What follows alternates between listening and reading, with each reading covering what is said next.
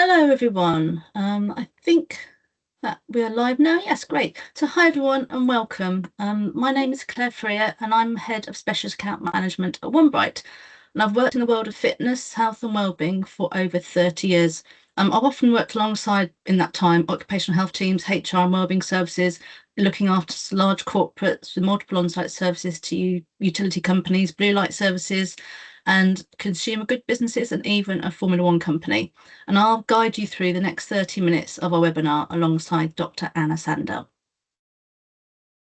Hi everyone, I'm Anna. I'm a clinical psychologist. I trained in the NHS and worked there before joining OneBright. I've worked across a really wide range of mental health services over the last 20 years or so.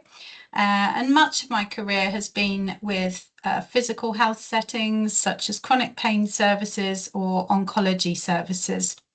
And here at OneBright, I oversee all of our specialist contracts, which deliver psychological services directly to corporates. So blue light organisations, professional services, utility companies, railways, etc.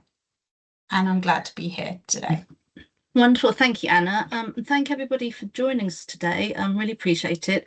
As you know, Mental Health Awareness Week 2026 is focusing on the topics which have been set by the Mental Health Foundation and is action for yourself, for someone else, for all of us, and then alongside, what can you do to help build mentally healthy communities and workplaces?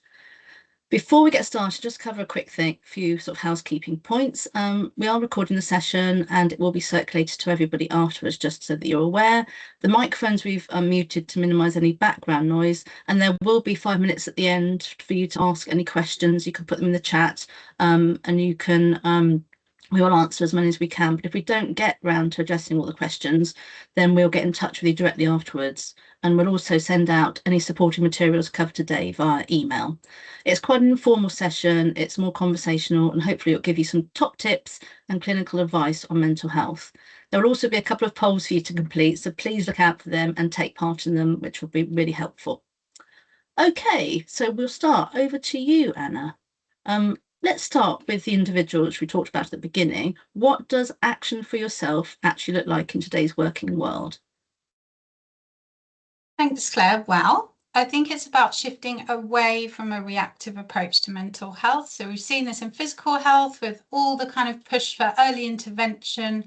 And of course, with mental health, it's the same. So it's about those daily habits that we build into life that keep us well and resilient to the stresses and challenges that can come along and hit us out of the blue. And given that most of our day is spent at work, what we do in this time can really influence our mental well-being. So the first thing I'm going to talk about is connection, which is a big part of that. So as humans, we don't do that well in isolation. We are social creatures, but the way that we are working now with hybrid, with remote working setups, it can lead us to feel really disconnected without realizing it. And so we need to be intentional about really staying connected to the other people that we work with, as this doesn't really spontaneously happen as it would have done in the office environments. So this might be talking to one person that you trust and can be open with and honest with, or it might be having virtual coffee breaks with someone each day. Really important that we have that feeling of being seen or understood by others. That's how we sort of co-regulate, and it has a really powerful soothing effect on our nervous systems. The second factor known to support our mental health really well, and is a really core part of any therapy approach for depression, is to do with achievement. So our brains are wired to strive and to stretch towards goals, providing these are manageable and achievable, of course. So this is where we get our dopamine hit, which is the brain chemical associated with reward and motivation. So sometimes we might set goals that are far too high at work, or the demands might be too high, and that can lead us to shut down or feel overwhelmed and stressed or anxious. But too low, and we can become quite bored and quite demotivated. The third thing we're going to talk about is enjoyment. We really need this in our lives, but it is so often the bit that we overlook or deprioritize. And again, therapy really focuses on this element as well for mental health issues. It can be a real recipe for low mood if the balance isn't there, and your kind of working day is 100% about achievement and productivity. So whether it's taking the time to send a funny video or a message to a colleague, catching 10 minutes of your favorite TV show, taking those breaks, these small things really, really matter. And so we're going to get involved with this question now.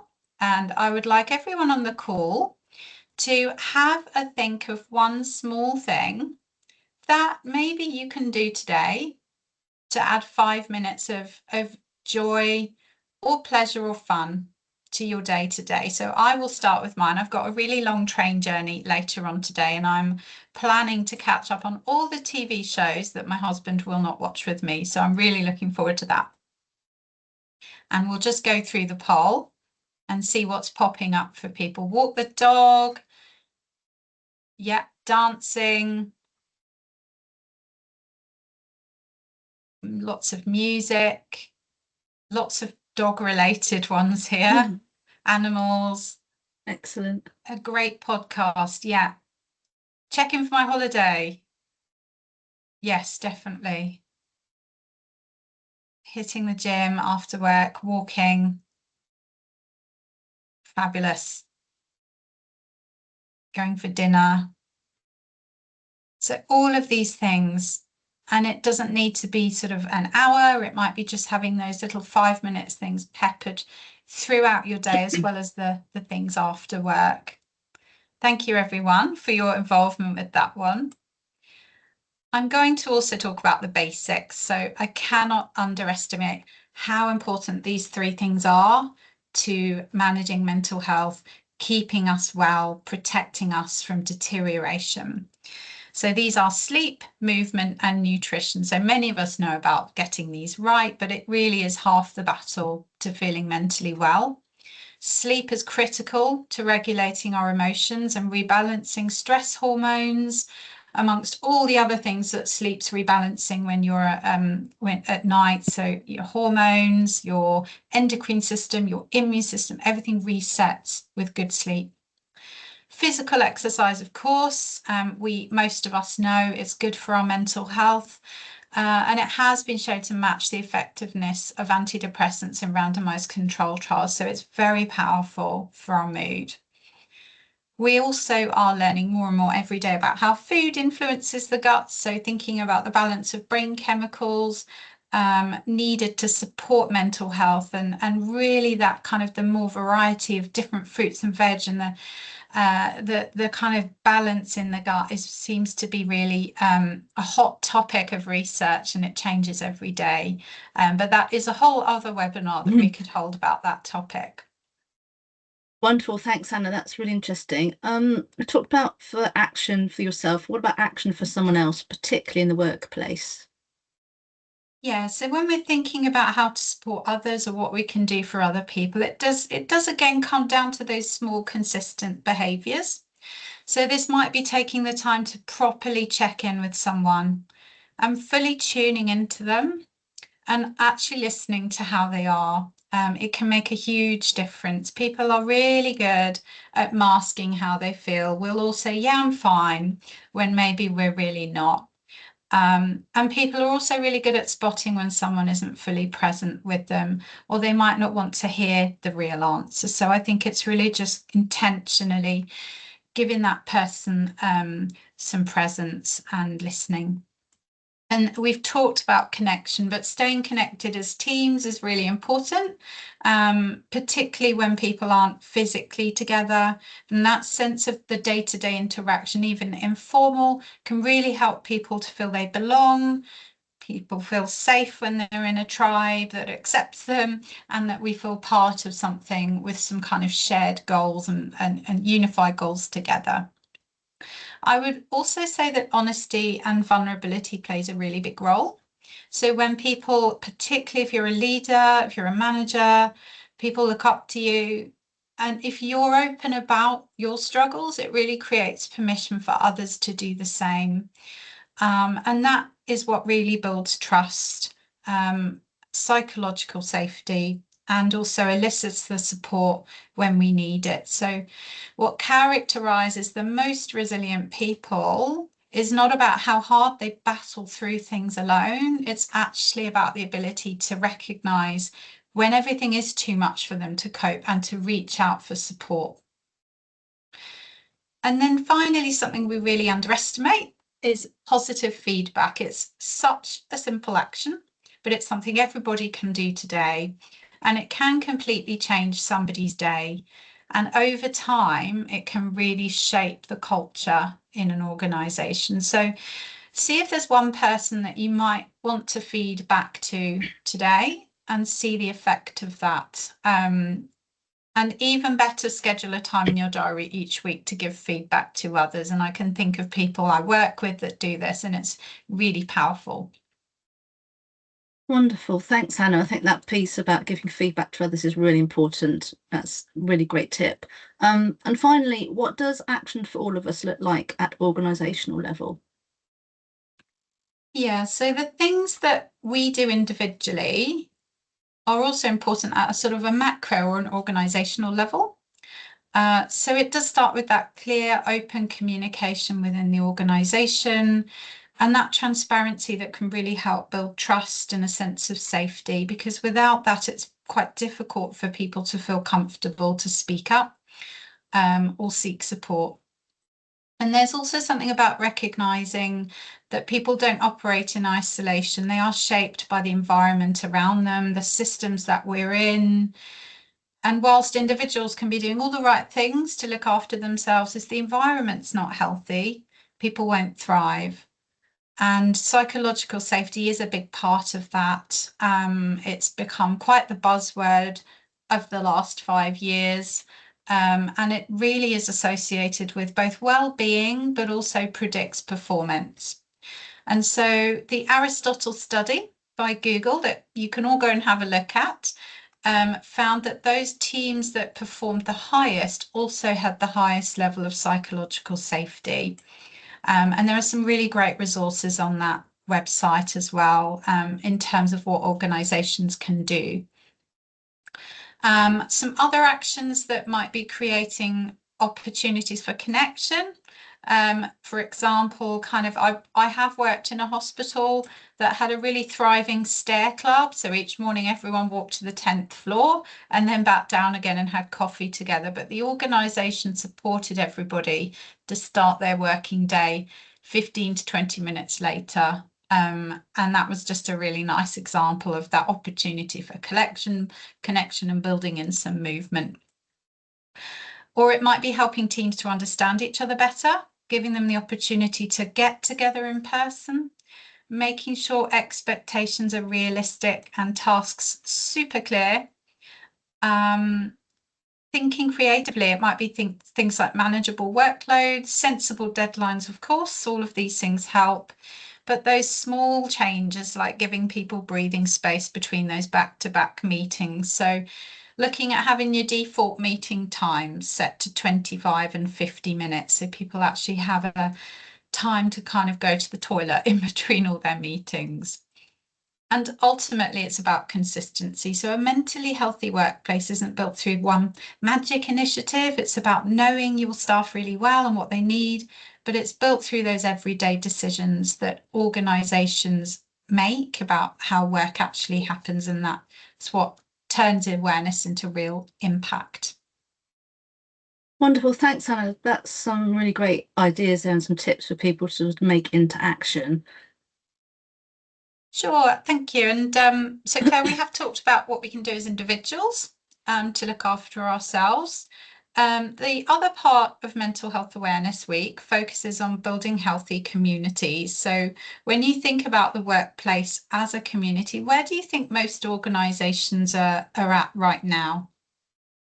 Yeah, thanks, Hannah. I think probably most organisations genuinely want to do the right thing, but many, I think, are still sort of reacting rather than really building something proactive. A mentally healthy workplace really isn't just one with a helpline, an intranet site, which directs them to, say, charitable organisations or the NHS, or one that offers a one-off workforce webinar on a hot topic at the time. It's somewhere that people really do feel safe saying they're struggling, you know, where the managers know how to respond and where support is given before things hit crisis point. In other words, as you were saying, a psychological safe environment, and environments that are psychologically safe, as we know, are also generally high performing. And the reality is that workplaces have changed a lot. We all know that over the last few years. We've got that more remote working, more early career employees finding their feet in that hybrid working model, and a much better understanding of neurodiversity. But a lot of support models haven't quite caught up with that yet. According to Gallup and the State of the Global Workplace findings in 2026, they say the psychological attachment workers have to their work, their team, and their employer has real impact on productivity. Over the years, evidence really consistently shows us that a strong relationship between employee engagement and business productivity, including profitability and sales. So really, when engagement occurs at that team level, employees who are not engaged or actively disengaged, what we know as presenteeism, leads to less profitable organisations, which in turn really does translate into lower economic growth for that organisation. Therefore, as we said, psychological safe working environments are really, really crucial, not only for the individual employee, but also for the company performance, which is vitally important to the businesses, as we know. So it's less about whether work does impact mental health. We actually know it does, negatively or positively, and it's more about whether organisations are really being intentional with that, about how they shape the environment, what they do for their people.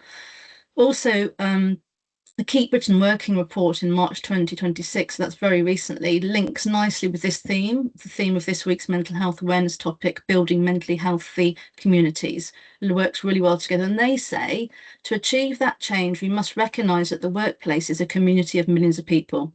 Their motivation and discretionary effort are the real engines of transformation. So lasting change depends on leadership by employers, responsibility from employees, and smart policies from government. And so they propose a fundamental shift from a model where health is really your individual responsibility and the NHS to where one has become like a shared responsibility between employers, employees, and health services. And this really is this call to arms to employers. Thank you. Yeah, that's certainly a significant shift, isn't it, away from us as individuals to more workplaces. So what does intentional actually look like in practice, Claire? First of all, I'd like everyone to have a little think about what they currently, where they're working. We're doing a little poll about what they are finding, their business that they're working at the moment, what you find is doing really well to support you. So I can think of things like just simple things like a work cycle scheme, so you can actually get your bike and go to work, that kind of thing. So it'd be interesting to see what everyone on this call has that you think your business is doing really well to support you at the moment. If you would like to pop any of your responses into the poll, that'd be great. Fantastic. Yes, flexible working really helps. Health first aiders, HIT classes, brilliant. Mental health, health wellness allowance, excellent. Recognition for achievements. What, you know, Anna, you were saying about being recognised in what you're doing is so important. Menopause Club, more and more of those are definitely coming into the workplace, which is excellent. And I think, yes, that flexible working, which is great. Thank you. So for me, looking at that, you know, it's great to have all those things in place, but how do we know that they're what people really want? So for me, it's about that shift from firefighting and putting things in place as a sort of a blanket approach to predicting what's really happening in your business.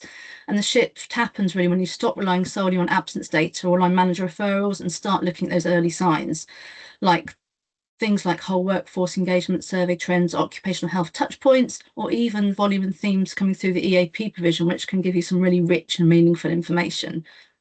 The organisations that are doing this well really are treating that sort of mental health data the same way they treat the financial data they get, reviewing it regularly, asking what is it telling them, and spotting patterns before they become problems. And that prediction isn't about having a crystal ball. None of us have got that. It's about building systems that give you those reliable, consistent data that we can act on early. So really a good mental health partner should be helping you interpret those findings, make recommendations in plain language. And if a report lands in your inbox and you just don't know what to do with it, that's a gap in that partnership, not just the data. I think the most effective organisations translate insights into very practical decisions, which is what most businesses want to do. How do I start? What does that look like? Adjusting workloads, possibly reviewing shift patterns, targeting specific teams or roles for support, or just adjusting access routes to mental health services, making it clearer and giving their sort of senior support. I think once you start laying in structured psychological insight onto that, you can actually see patterns emerging across different groups, whether that's remote teams, specific departments, or even those younger employees. We work with, as an example, we work with a business where the trainee population represents the highest proportion of referrals into our service relative to their overall workforce size. And in response, we have partnered with that organisation to develop early intervention programme aimed at sort of educating that group and equipping them with practical self-help tools to build that resilience, manage stress effectively, recognise early signs of mental health difficulties, and really seek appropriate support at the earliest opportunities. And by intervening earlier, you're enabling that individual to develop practical emotional toolkit that empowers them to recognise challenges sooner and take proactive steps to manage their well-being. And I think that approach really helps prevent issues from escalating to the point of being absent. It supports those individuals to remain engaged, productive, better equipped to navigate the demands of their role as they find their way through that early stage of their career, which can be quite tricky. Yeah, so I think absolutely everyone wants people to remain in work rather than kind of have that extended period of time off. Yeah. So let's talk about impact. Can you give an example of what early intervention might actually prevent? Yeah, sure. So this is really when that return on investment conversation gets interesting. I mean, the obvious metrics are as examples of what early intervention preventions are. Things like reduced absence, faster return to work, or lower attrition. We know those, and those are generally significant when you cost them out for a business. In our recent data, we are delivering between 8.5 and 8 times and 15 times the return on investment for every £1 spent. But there's also that softer side of return on investment, presenteeism, confidence and leadership, psychological safety, people being in work but not really engaging. And a useful starting point is to benchmark where you are before you invest. What's your current absence rate? What are the line managers reporting? And track against that. The organisations that really can demonstrate impact most clearly are those who set those baselines up front and build in those regular review points. What often surprises employers is how quickly a relatively modest investment in early intervention prevents much more costly long-term absence or capability issues. So if you introduce those regular check-ins, touch points, you can pick things up much earlier, at a point where a short focused intervention can make a real difference rather than people being off work and obviously costing the business a lot more. I think a large majority of our clients, One Bright's clients, are at work when we see them. They seek psychological support, but we also know that mental health impact on their work function is significantly reduced. For example, they'll be in work, but concentration, attention, memory, motivation, etc., are all really impaired. And we track and measure the impact on their work, social activities, private leisure activities, relationships, impact on home life, and how it improves as that therapy progresses. And that is really part of the return on investment assessment, ensuring that once recovered, those individuals then are present and thriving in the workplace and productive as well.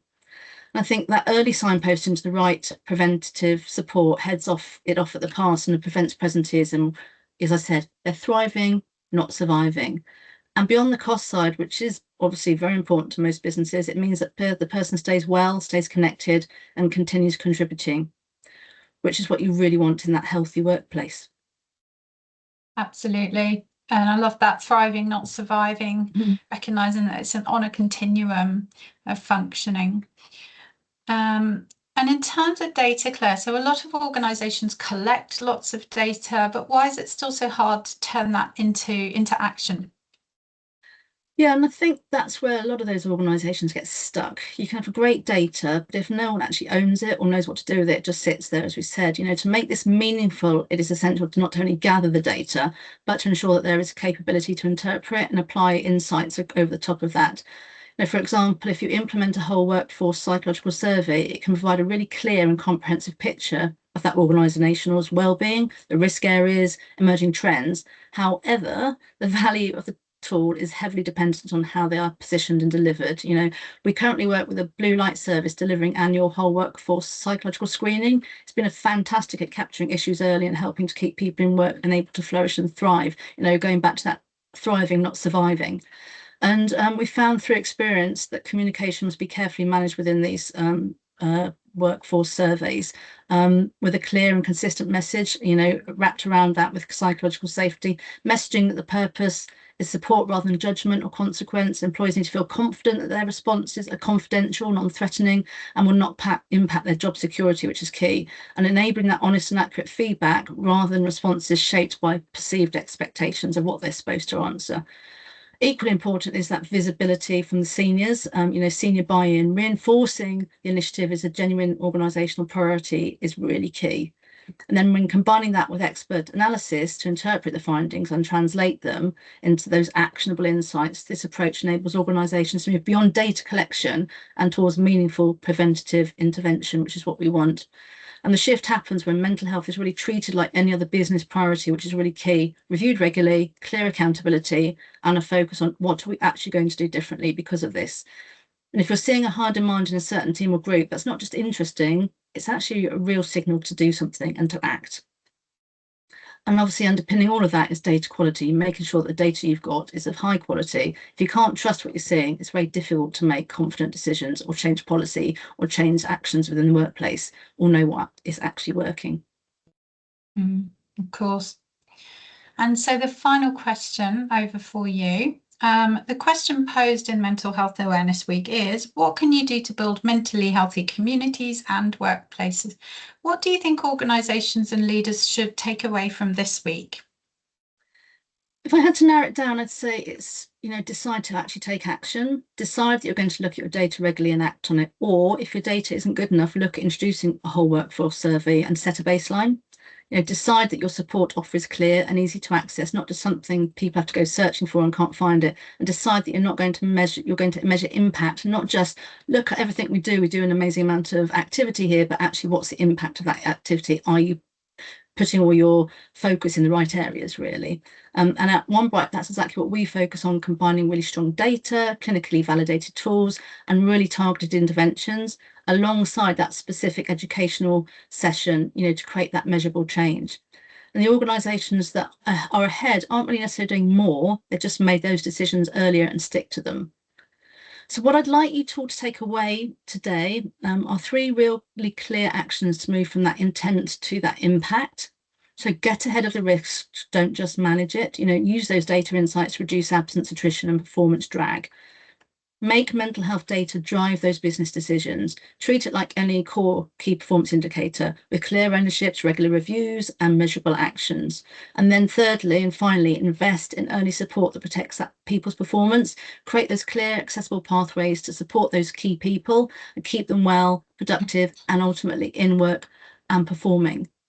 So at One Bright, we're here to support you. Please do reach out if you'd like any further information or any questions for Anna and myself, or anything about any aspects of today's session.